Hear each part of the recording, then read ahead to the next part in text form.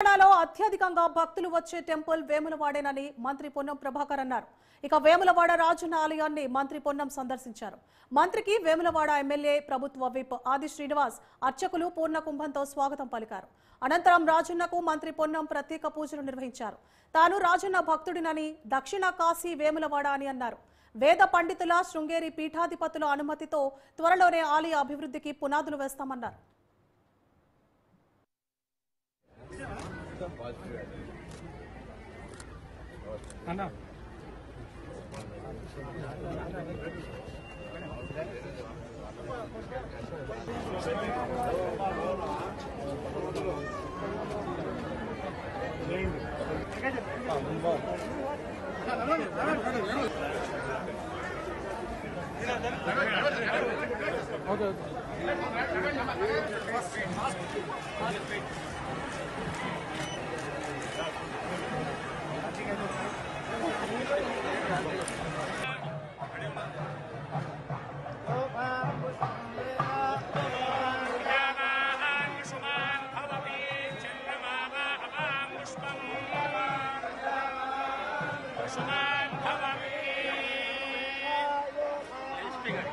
శ్రీ రాజరాజేశ్వర స్వామి భక్తుడిగా శ్రావణ మాస సందర్భంగా మరి పెద్దలందరినీ కలిసి ఈరోజు వేములవాడ రాజన్నను దర్శనం చేసుకోవడం జరిగింది. ఆ రాజన్న భక్తుడిగా మిత్రుడు సోదరుడు వేములవాడ దేవాలయానికి సంబంధించిన అభివృద్ధికి గౌరవ ముఖ్యమంత్రి గారు, ఉప ముఖ్యమంత్రి గారు చేసే కార్యక్రమాల గురించి అన్ని చెప్పడం జరిగింది.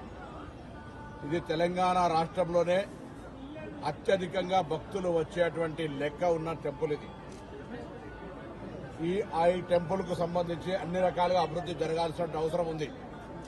అందుకు సంబంధించి తెలంగాణ ప్రభుత్వం పక్షాన దేవాలయం వచ్చే భక్తుల సౌకర్యం అనుగుణంగా శాస్త్రోక్తంగా వేద పండితులకు సంబంధించిన సూచనలు, శృంగేరి పీఠాధిపతుల సలహా సూచనల మేరకు దేవాలయాన్ని విస్తరించే కార్యక్రమం తొందరలో తీసుకోబోతా ఉన్నాం. ఆ శివుణ్ణి ఆశీర్వచనం అడుగుతా ఉన్నాం. నేను, ఆది శ్రీనివాస్ గారు, జిల్లా అధికారులు అందరం కలిసి తిరుమలలో ఏ విధంగానైతే నిత్యాన్నదానం ఉంటుందో వేములవాడలో కూడా చాలా కాలంగా మా ఇద్దరు సంకల్పం అది. మేము భక్తులందరినీ హృదయపూర్వకంగా కోరుతా ఉన్నాం. ఎవరెవరైతే దాతలు ఉంటారో వారు మానసికంగా సిద్దమైతే రాబోయే కార్తీక మాసంలో నిత్యాన్నదాన కార్యక్రమాన్ని ప్రారంభించాలనుకుంటా ఉన్నాం.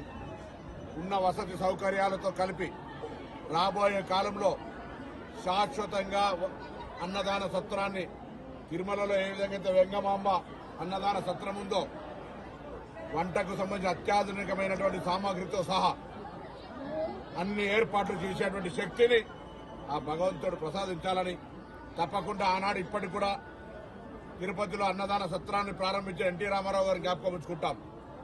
వేములవాడలో కూడా ఆ ఇన్ఫ్రాస్ట్రక్చర్, ఆ బంగ్లా ఇవన్నీ నిర్మాణం చేయడానికి గౌరవ ముఖ్యమంత్రి గారిని కూడా చిరకాలం జ్ఞాపకం ఉంచుకునే విధంగా ఆ నిత్యాన్నదాన సత్ర భవన నిర్మాణం ప్రభుత్వం తరఫున చేసే విధంగా